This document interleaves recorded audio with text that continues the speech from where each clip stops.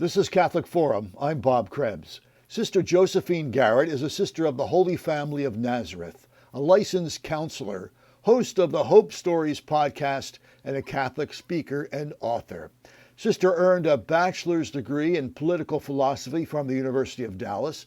Prior to entering religious life, she worked as vice president in the Home Loans Division of Bank of America. She has worked as a counselor and a voice for mental health. Her talks at the National Eucharistic Congress and Seek 25 have garnered tens of thousands of views. Her new book is titled Wilderness Within, a guided Lent journal for prayer and meditation from Ave Maria Press. I'd like to welcome to Catholic Forum Sister Josephine Garrett. Sister, thanks for being with us today. Thank you for having me. Thank you. I mentioned that you were, well, first of all, I can't even turn on YouTube these days without seeing you there. I mean, you're everywhere, your talks, and you're very, very popular. It's because you have such a great spirit and enthusiasm about you, and we appreciate that. But I mentioned in your introduction that you used to work for Bank of America. Now, here in Delaware, we're a big Bank of America employee. You weren't based here in Delaware by any chance, were you? No, I was in the Dallas, Texas area. Okay. So it had been Countrywide Home Loans, which was purchased by Bank of America. Oh, I see. So I see. once I started working for the bank, I did spend a good amount of time in North Carolina. Okay, Mhm. great. Yeah, Mhm. we're in the Charlotte area, which is where Yeah. their headquarters is. Well, Mhm. just wanted to make sure that you didn't have or see if you had a connection to our diocese, which is the state of Delaware and Maryland's Eastern Shore. Not yet. So, not yet, yeah. So, tell us a little bit about yourself. What did I miss in your introduction? I would add about my family. Okay. I'm the youngest of three and the only girl, so I have two older brothers. Hmm. We were raised by my aunt and uncle, so I'm an adoptee, and my aunt and uncle have been my parents since I was 8 years old. And I'm a sister of the Holy Family of Nazareth, so I'm a member of a community where we focus on serving families, helping to support families, and help to contribute to the sanctity of family life. Hmm. So. Mhm. That's great. And you are a convert to Catholicism, correct? I am. I Would grew up Baptist Yeah. and attended the University of Dallas without realizing it was Catholic. And so, um, being at the University of Dallas, having the opportunity to live in Rome, which most students have that opportunity their sophomore year, that really helped me to fall in love with our faith. And then 2 years after graduating from the University of Dallas, I became Catholic. So that this year is actually my 20-year anniversary of being Oh, Catholic. happy Hmm. anniversary! And Thank you. it was all just a coincidence, right? Yes, Yeah. with the Jubilee year, but it's not Right. about me. So, how tell us about your discernment for your vocation? How did that come about? I graduated from University of Dallas and I immediately started working in banking. I got a job really fast. I remember looking at my peers and feeling like they weren't worried enough about how they were going to pay their bills. So I got a job really quickly in banking and was served in that, from graduating from college up to I entered, I was in some role in banking. And when I became Catholic, 2 years after graduating, I kind of thought, okay, that's my faith thing. I'm going to be a Catholic, and then my I thought my primary focus would be to be successful in my career. And then I had the opportunity to go back to Rome after being Catholic for 4 years. And I went there with a choir that I had sang with in college, a Latin sacred polyphony choir. And it was like an additional conversion being back in Rome as a Catholic. So I was aware that I had kind of sank in more deeply down into this gift of faith So I came back from Rome and I found a spiritual director to help me really be a good steward of the gift of faith, and to help me to learn to pray, and to help me to learn to be as intentional about my faith as I was about my career. And so, in beginning to learn to pray and beginning to be a good steward of the gift of faith, I didn't realize God would have so much to say to go as far as to tell me to change my plans, and what my life looked like so much. But I did, in learning to pray, not only perceive a call to religious life, but perceived a desire for religious life, which shocked me because I wasn't very familiar with religious life. I didn't have a context to inform that desire, but so it was shocking to find it in my heart. Yeah. And so my spiritual director, he was very good. He said, if God is calling you to be a sister, you're not going to be a sister tomorrow. God moves slowly. And so he encouraged me just to meet sisters and spend time with sisters. And in that context of encounter, to continue to see what goes on with this desire when it's matched up against actual encounter. I worry about young people sometimes because they can discern so much in the interact without ever concretizing these things they're discerning. So I was grateful for him that he asked me to concretize this and encounter the sisters. And encountering the sisters, not only my desire increased, but my peace increased as well, and my joy. And so I just happened upon the Sisters of the Holy Family of Nazareth. It wasn't a big, like, I got a list of orders and ran around visiting them.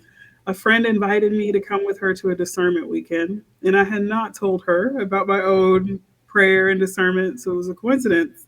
Um, she wanted to be a Sister of the Holy Family of Nazareth, and I was like her wingman. And I ended up being her maid of honor, and I entered the Sisters of the Holy Family of Nazareth. So, yeah. Wow. Amazing Mhm. story. All of these holy coincidences that Mm, have brought you to where you are today. It's God is great. That's for sure. yes. So let's talk about your book, sister. Why did you write The Wilderness Within? Since the novitiate, I just have had these gifts in prayer that have been very meaningful for me, and that were around Lent. So it just kind of started, I guess, blooming Hmm. in the novitiate. Just wonderful imagery around Lent and prayer. And so that was always like a treasure that I knew at some point I would like to share. And so when Ave Maria reached out and extended the invitation, I was real prayerful. I took my time with it, um, but really perceived like a desire to share the gift of, the fruit of my own prayer life in this way in the book. And so when I wrote it, I think, so that's why I wrote it, because these things, these kind of treasures in prayer had been sitting with me for years since the novitiate. And so when the invitation came, it seemed like an invitation to share like those treasures I had been holding on to. Um, but the theme of it, it was very important for me to invite, those who choose to participate in the journal, to invite them to really increase a focus on the intentional work that informs our lives as disciples and followers of Jesus Christ. Hmm. I think we're living in a time right now where we're very entertained and fed a great deal of sensation about matters that are outside of us.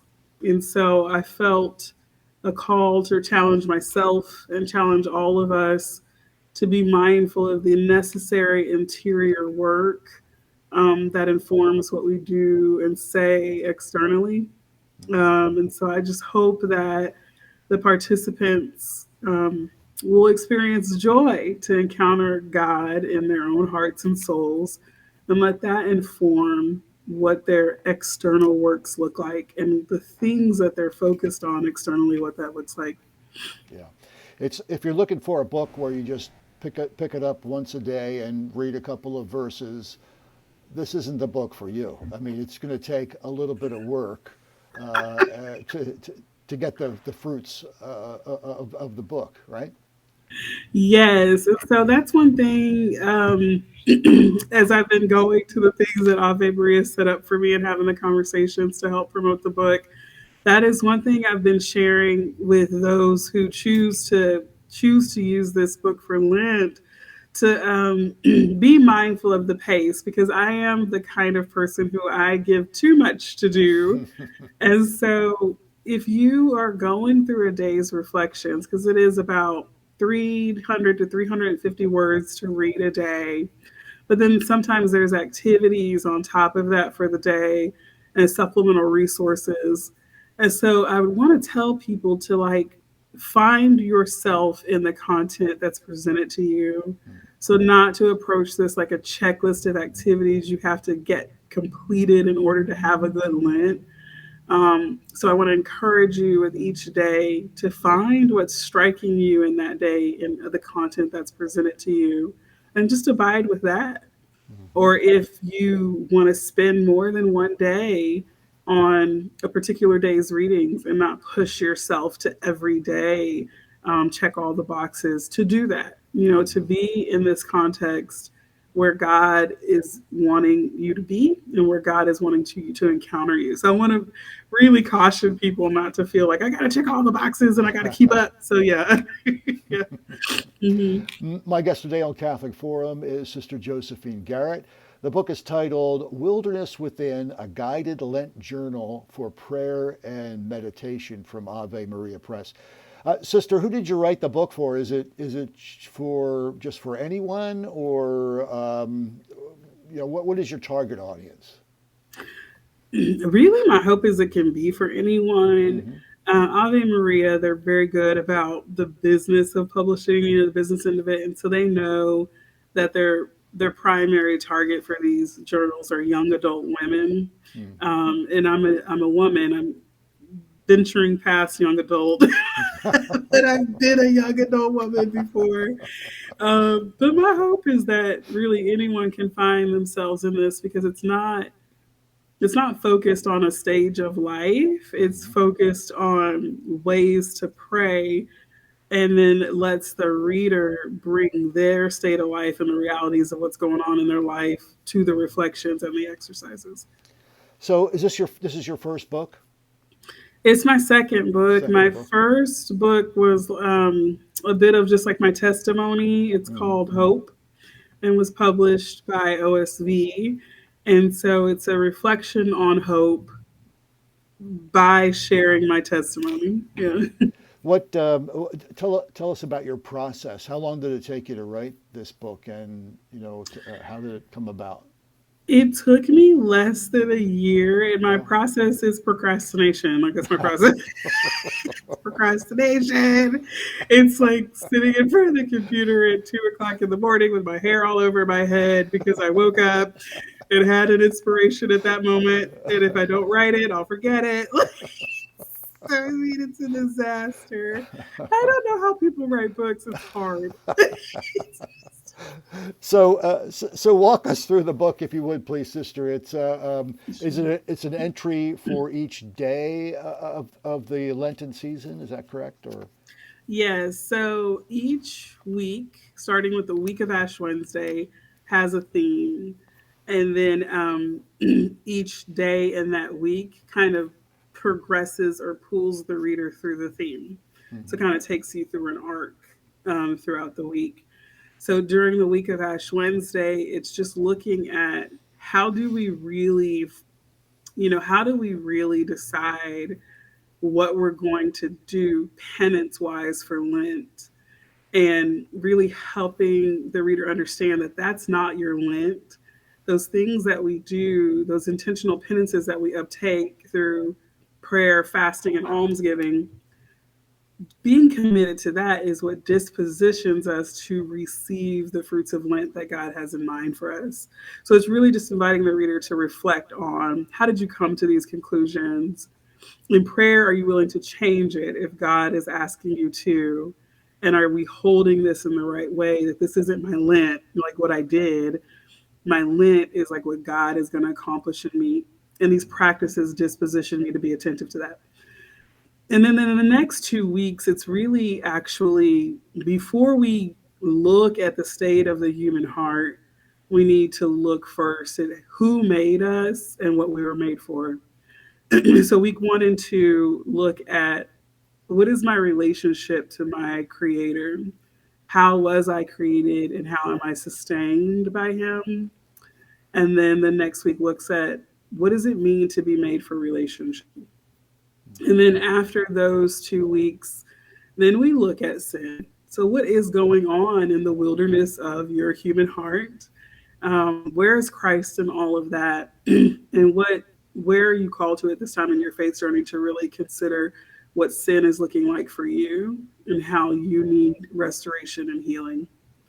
And then the following week looks at being made for mission, being a disciple of Christ, making a gift with our life. And then the Holy Week is really like journeying with Christ through Holy Week, not so much like an observer, not so much, not even only as a penitent sinner, but as a lover, like as someone who seeks to not only feel sadness and sorrow about what Christ did for us, and not only feel remorse for our sin, to have those things, but as well as like love Him and desire to understand what's going on in His heart as He does this great work for us.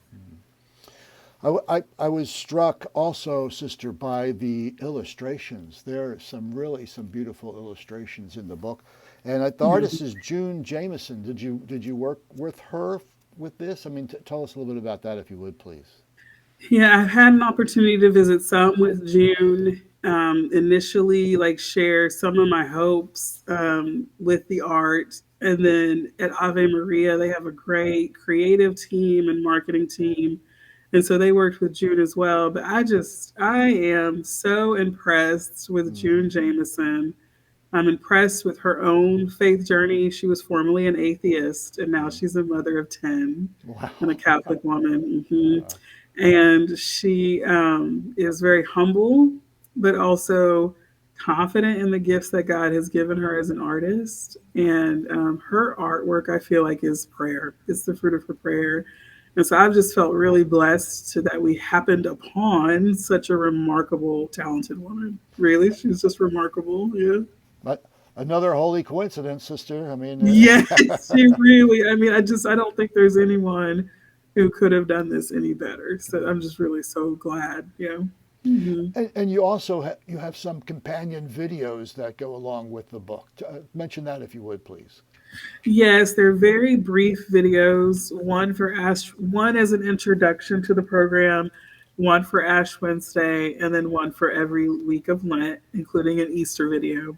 So they're just brief videos that you would want to maybe look at on that Sunday. So you can look at the Ash Wednesday one on Ash Wednesday, and then going forward on the Sunday of that week in Lent is something you can watch really quickly before entering into your reflections for that week. What do you want your readers to take away from the book? What do you want the folks who have taken the time to use the journals and to watch the videos and to do the reading? How do you want them to be different come Easter Sunday? I would love for them come Easter Sunday to have done a solid examination of where they are with God in their heart, where they are with God, and what His desires are for them as disciples, and where they are with God as far as loving Him, being in love with Him. I just want them to feel on a more solid footing coming out from that, and to have greater peace about being a work in progress. Sometimes we despair at being a work in progress, and I really want the reader to come away joyful that you are a work in progress, and that God is with you and is delighted to be working on you. And so delight with Him. So I just want them to feel peace on a solid ground, and joyful about being a work in progress. The book is titled Wilderness Within, a guided Lent journal for prayer and meditation. The author is Sister Josephine Garrett. Sister, would you say the best place to get the book would be directly from Ave Maria Press? Yes, it is, and it's also available on Amazon for those who are big Amazon users. But at Ave Maria Press, all is there. They have a landing page, so it's got the book, the leader guide if you're doing a small group, the videos, and then the supplemental resources are all there at AveMariaPress.com. And Sister, how can we find out? Maybe listen to your podcast, Hope Stories, and find out more about your work, or maybe about your community. So our community is either nazarethfamily.org or nazarethcsfn.org. So the first website is our international website. So because we're in 11 countries. And then the second website is just the United States province. So nazarethfamily.org or nazarethcsfn.org. And then the podcast is hopestories.osvpodcast.com. And we are preparing right now for the third season. It'll be a season that we hope is going to provide helpful reflections for people during the Jubilee year. So, Sister Josephine Garrett, it was a real pleasure and a blessing to talk with you today on Catholic Forum. We wish you continued blessings during this Jubilee year and always. Same to you. Thank you so much for having me on your show. My pleasure. And for being the oldest radio show in America. That's amazing. I thought you were going to say being the oldest radio host, but I'm glad that you... I'm long past young adulthood. So. God bless, Sister. Thank you, Mr. Krebs. God bless.